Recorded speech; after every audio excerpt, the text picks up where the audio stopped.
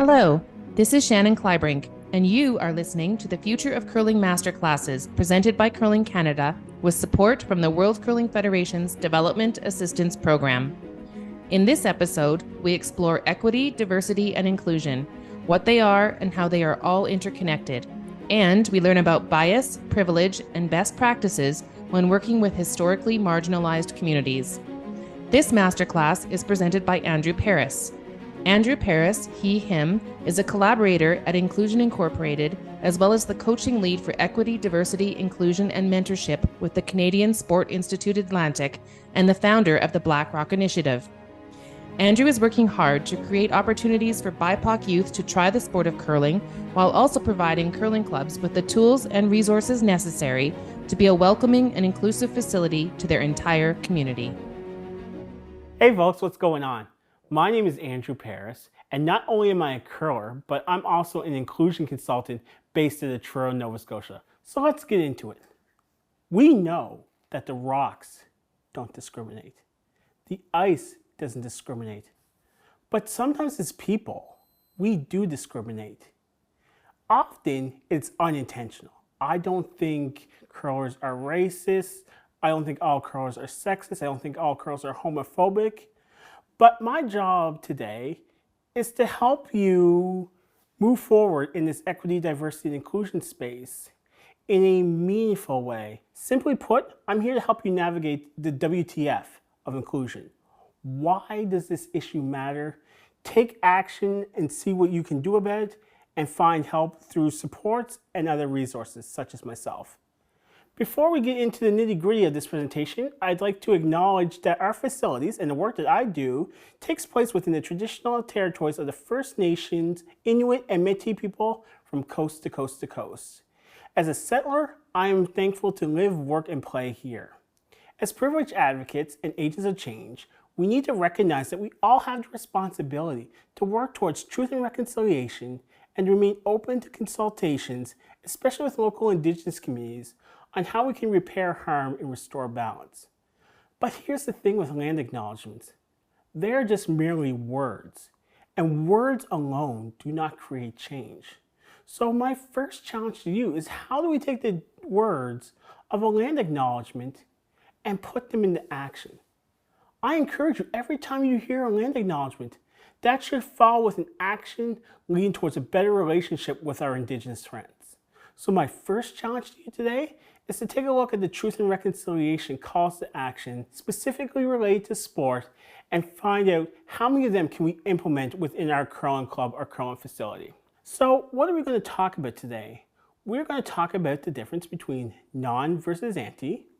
We're going to talk about what is equity, diversity, and inclusion. We're going to talk about our bias and our privilege, as well as what is allyship, and some different things to consider when working with historically marginalized communities. But before we get into it, just a word of note. A lot of times when we do this type of unlearning, when we start to think about concepts that challenge our previous ways of thinking, they can sometimes feel uncomfortable. We want to get comfortable being uncomfortable. A lot of times in my day job at the Canadian Sport Institute Atlantic, I work with coaches. And coaching at its core is working with athletes to have them step outside their comfort zone and then in turn learn a new skill and then become a better athlete. I encourage you today to take time to step outside your comfort zone and become a better leader, not only for your curling club or facility, but for your entire community. So, what is the difference between non versus anti? Let's look at it from this lens. Let's pretend for a moment somebody comes in and they talk about how, as a black person, I'm not suited to be delivering such a presentation because perhaps they believe that white people are smarter than black people. Well, if nobody says anything towards that derogatory and racist behavior, then through our silence, we're being implicit. We're saying that that type of behavior is okay. That's the difference between being non-racist and anti-racist. And as a side note, we can replace that word racist with homophobic, with sexist, all kinds of different isms, if you will. It means more than being just a good person. It means using our privilege to speak up and say that behavior is not okay.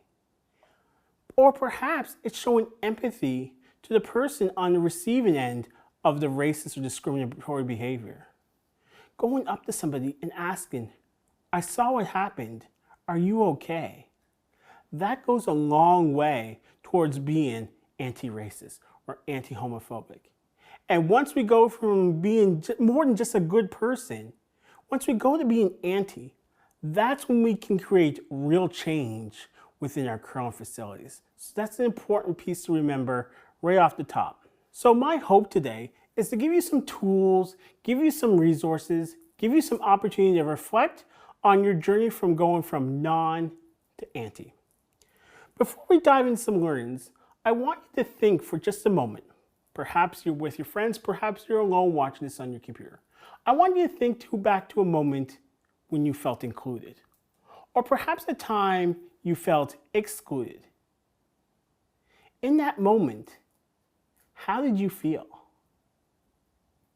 We want curling to be a place where everybody feels included, but we have to remember, no matter what your background, no matter what you look like, we all come into this space and place with what I like to refer to as the invisible backpack. Perhaps something happened to us earlier in the day. Perhaps we got into a car accident and we're really shaken up.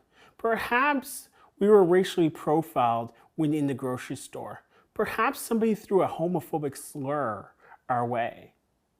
All of that baggage is added into that invisible backpack. And what we really want is for curling to be a sport where we can take off that invisible backpack for a couple of hours, where we can take off that invisible backpack for the bonspiel, where anybody and everybody can show up and be their authentic self.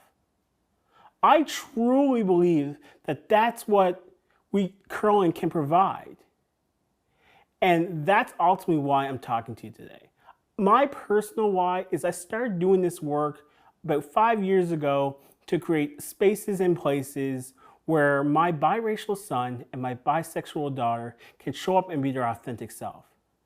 I truly believe that anybody can do this if we come into this space and place with an open mind and be willing to learn.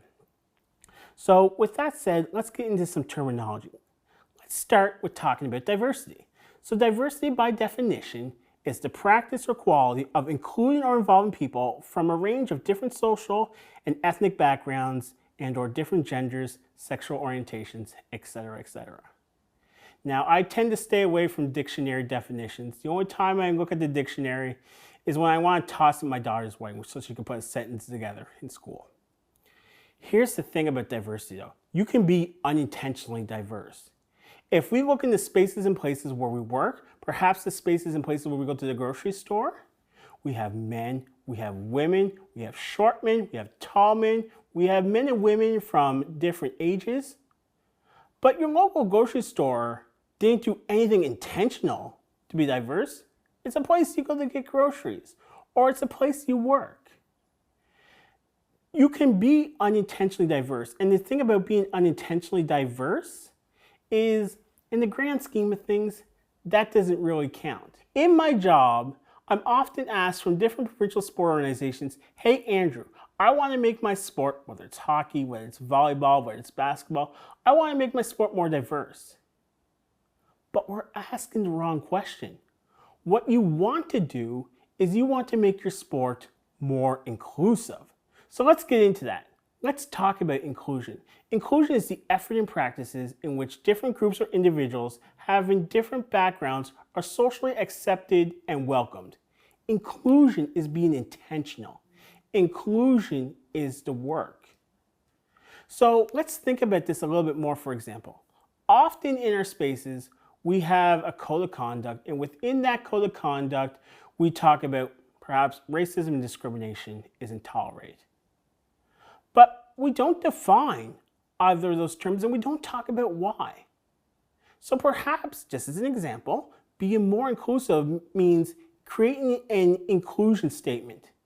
It doesn't have to be super long, but it dives into a bit more of the why racism and discrimination aren't tolerated, and it creates not only a safer space for individuals to belong, but it also allows everybody to show up easier and be their true and authentic self. But here's the thing about inclusion. It's important to remember that inclusion isn't a marketing campaign.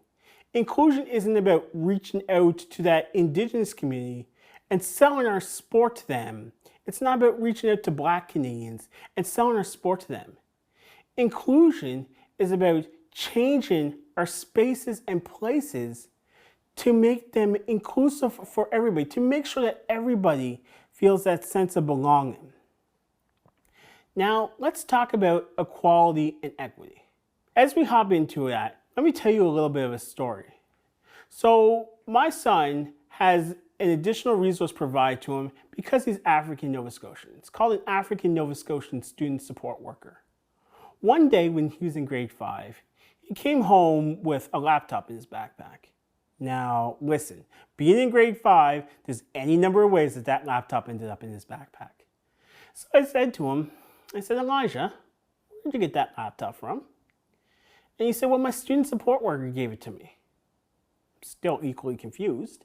I said, why? He said, well, the teacher was talking to our principal, and he said that all the brown students in our school needed a laptop at home so that they could make sure that they got all their homework done. Elijah didn't need a laptop in order to succeed. Now, that's not to say that our family is filthy rich and that he has access to all the resources and anything and everything that he needs. But that was looking at a solution from a lens of equality. So equality means providing everyone the same amount of resources, whether or not they need them. Equity, which is, like I said, is different, means having conversations with people, recognizing that each person comes from different backgrounds, comes from different experiences, and the barriers that he, she, or they might face are different. That's a whole lot of words for saying not all Black people are the same. Not all Indigenous people are the same. Not every individual from the 2S LGBTQ plus community is the same. And the only way we know their differences and the supports that we need to provide them as curling clubs is through having conversation with them. Meaningful conversation with them. Actively listening. And then being able to provide supports to be able to help them. Let's reflect on those terms for a moment. If our practices, policies, and programs are equitable, they'll be inclusive. If we're being inclusive, it means we will eventually see diversity out on the ice. We will eventually see a population on the ice that's more reflective of our fantastic country. And when all three are working well together, that's when we see belonging. Belonging is the human emotional need to be an accepted member of a group. Whether it's through friends, whether it's through religion, whether it's through work, so on and so forth, we all have an inherent need to belong. And if we all have an inherent need to belong, why can't we create those spaces and places within our curling clubs and facilities?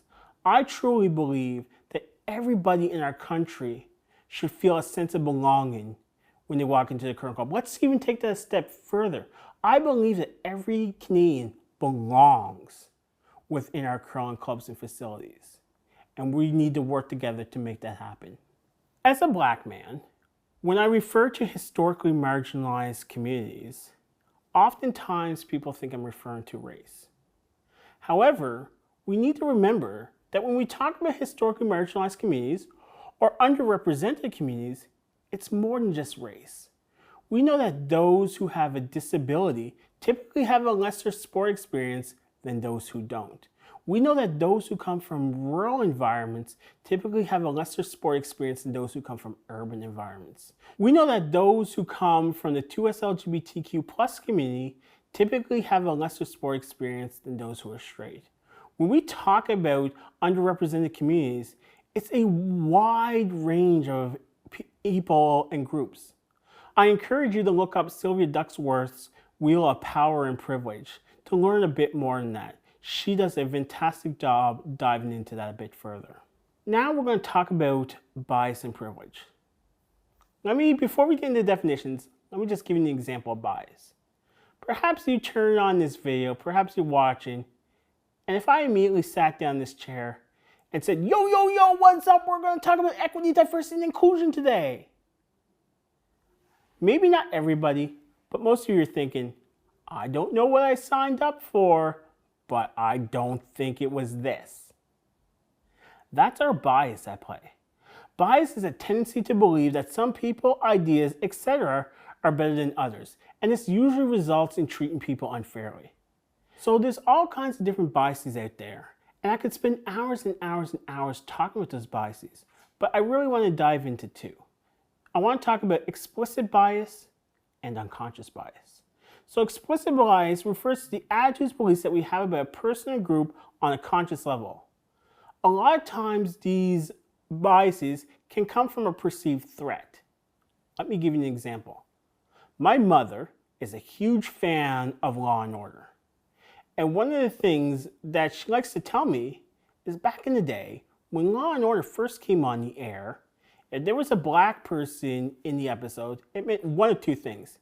It meant either the black person was the criminal, or B, the black person was closely related to the criminal. So perhaps your only interaction with people who look like me is through Law and Order. I can understand why you might have explicit bias towards black people in that particular case. However, it's still biases, and we need to work to mitigate those biases. Next, there's unconscious bias, a form of bias that automatically and unintentionally occurs, but nevertheless affects our judgment and decisions. Sometimes unconscious bias can be disguised as compliments, also known as microaggressions. Microaggressions can show up as asking somebody where they're from, and they tell you, and you say, no, but really, where are you from? Or some microaggressions that I've gotten over time are, you're really well spoken. Who taught you how to talk like that? You don't talk like other black people I've ever met before. Or my absolute favorite is, you're a really good curler for a black person. And that one always gets me. Because number one, if you've ever met another black person who curls, I want to meet them because I got questions for them. Shared experiences, if you will. But if I flip that around and say, thank you, you're a really good curler for an old fat white guy, well, I'm getting kicked out of the club. You see how ridiculous that sounds? That's an example of microaggressions, which we also talk about as unconscious bias. So next, let's talk about privilege. And this isn't about to be a 10-minute conversation about white privilege, because privilege goes so far beyond that. Privilege is a right, immunity, or benefit enjoyed by a particular person or restricted group beyond the advantages of most. Here's the thing about privilege. We all have it.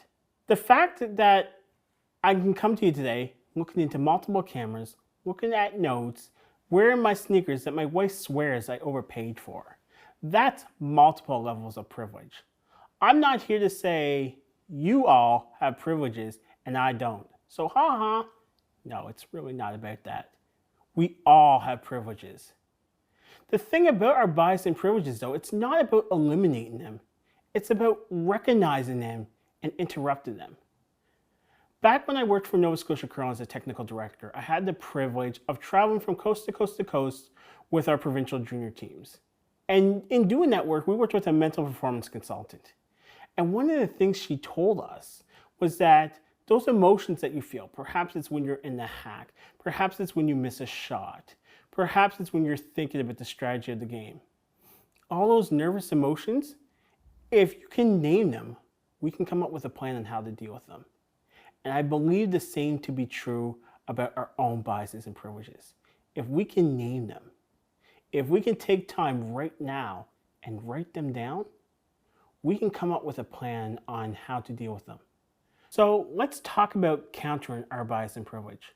When I worked with Nova Scotia Curling as their technical director, I had the privilege of traveling across the country with our provincial junior teams. In traveling across the country with our provincial junior teams, we had a mental performance consultant. And one of the things that she told us is those emotions that you go through. Perhaps it's when you're sitting in the hack. Perhaps it's when you miss a shot. All those negative emotions.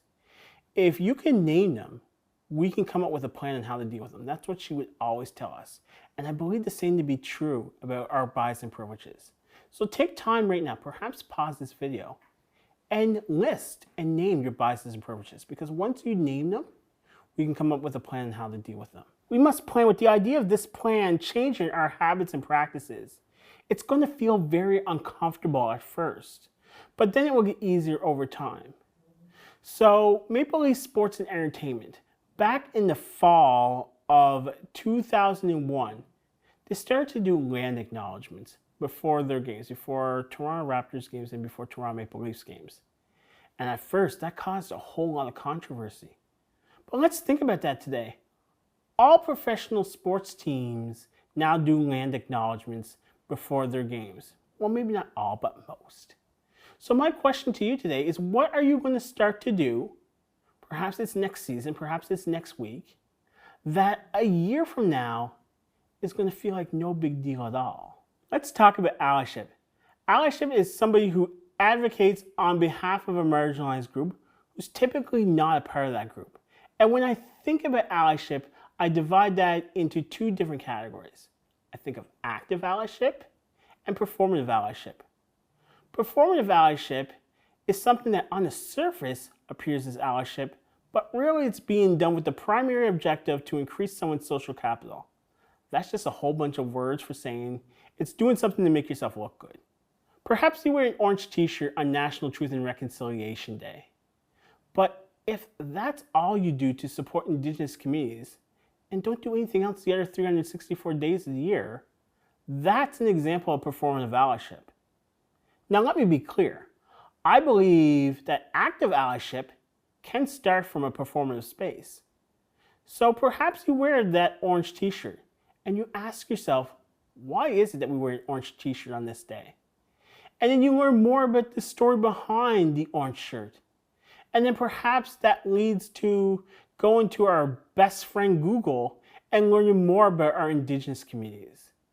And then perhaps that leads to a conversation in Truth and Reconciliation.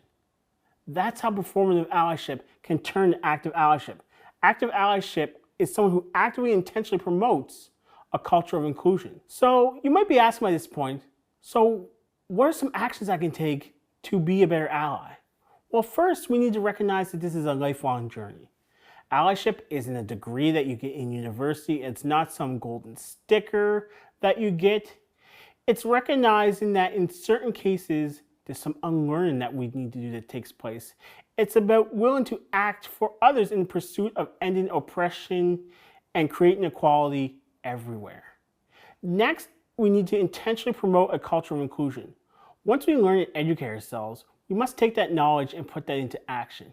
Because here's the thing, that racial slur, that microaggression, that homophobic slur, that's just as harmful as falling down on the ice and hitting our head. Obviously, that's physical pain over psychological pain, but the long-term effects are just the same. So my question to you is, as you go into your off season, as you begin your season, whenever you're watching this, ask yourself, what's one thing we can change right now to make our club or our center more inclusive?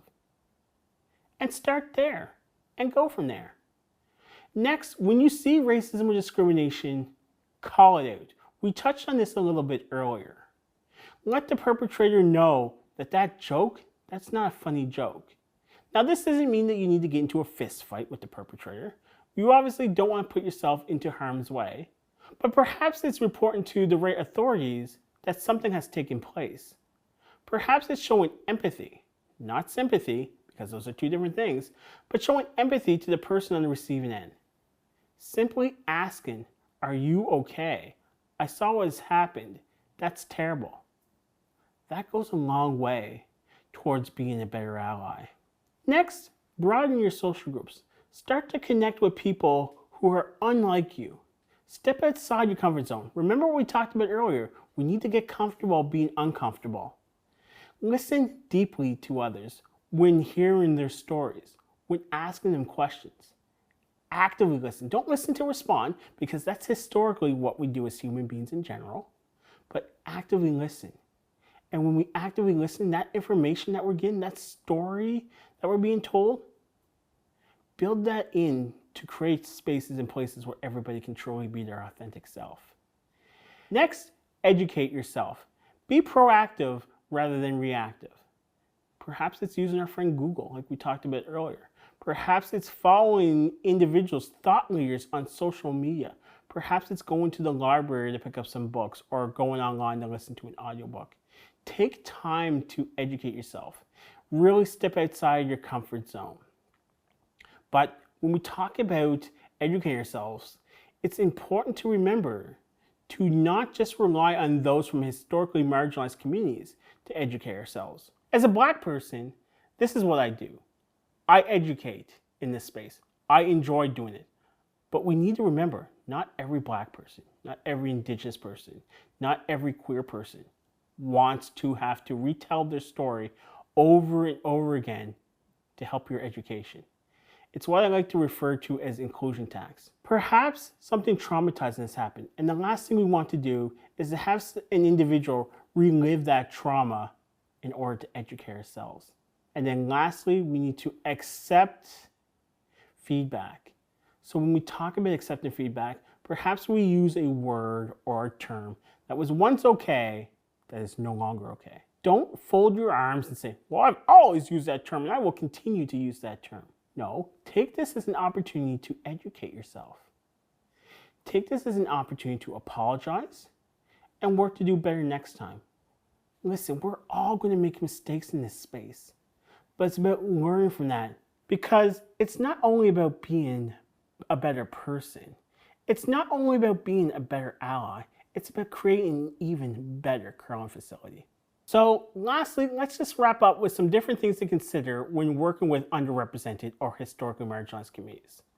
The first thing that you need to do is we need to clean our own house first. There needs to be an acknowledgement of the actual problems of racism and discrimination within sport. And there needs to be a real acknowledgement as curling facilities, we need to do a better job. Again, that doesn't mean that all curlers are discriminatory, all curlers are racist, whatever ism you want to use there. But we recognize that across sport, we need to do a better job to welcome those who've historically been marginalized into our facility. Next, we need to never forget that other communities aren't the problem, and that other communities aren't a problem to be solved. We want to take our spaces and places, in our case, curling clubs and centers, to make them more welcoming for all, because again, it all goes back to that belonging that we talked about earlier. Next, developing trust is absolutely crucial.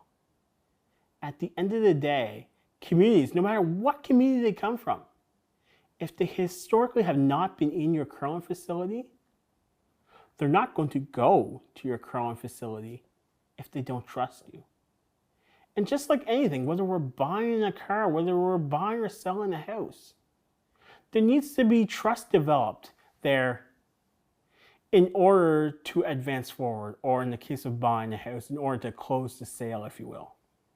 And we need to also remember that building trust takes time. This isn't something that just automatically happens within an off-season. With the Black Rock Initiative, we started programming in the winter of 2021. We had conversations with community for 6 to 9 months before that. That's what I mean when I talk about building trust. It's showing up in community multiple times. It's having conversations. You know what building trust starts with? It starts with asking the question, what does curling look like to your community? And I want you to think about this. So long as little Johnny or little Susie aren't hurting themselves or somebody else, what difference does it make if that curling program looks completely different than anything else you've ever offered? Remember, Like we talked about earlier, we need to actively listen and we need to accept feedback as well. With the Black Rock Initiative, we ran a program for Indigenous youth. And we started with floor curl sets, care of Rock Solid Productions. When we ran that program, the first night we ran the program, we had 2 little girls show up. And I had hoped for that number to be higher, of course, but we had a blast anyway with those kids.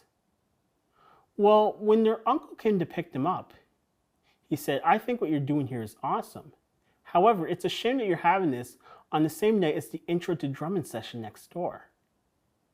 So we realized that part of the problem was we had it on the same night as something else in the community that was more culturally significant to them.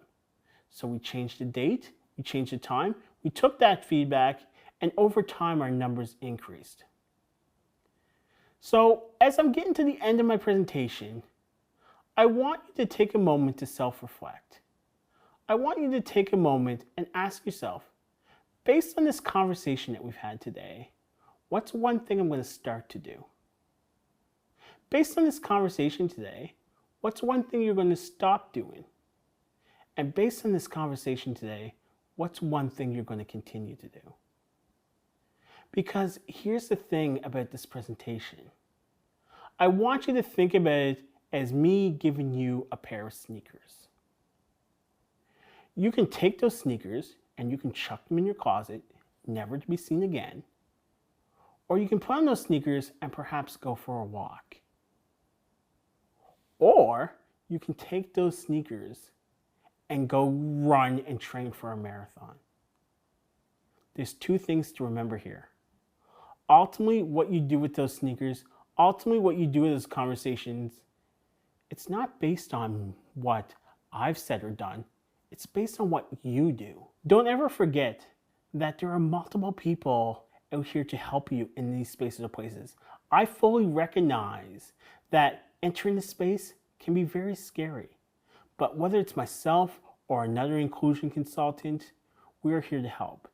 Please don't ever hesitate to reach out to me if you want to learn more about the subject. If you want to have more of a conversation, you can Google the Black Rock Initiative to find information about ourselves. You can also find me on all the different social media channels. Thank you so much for your time, and I hope you have an awesome day.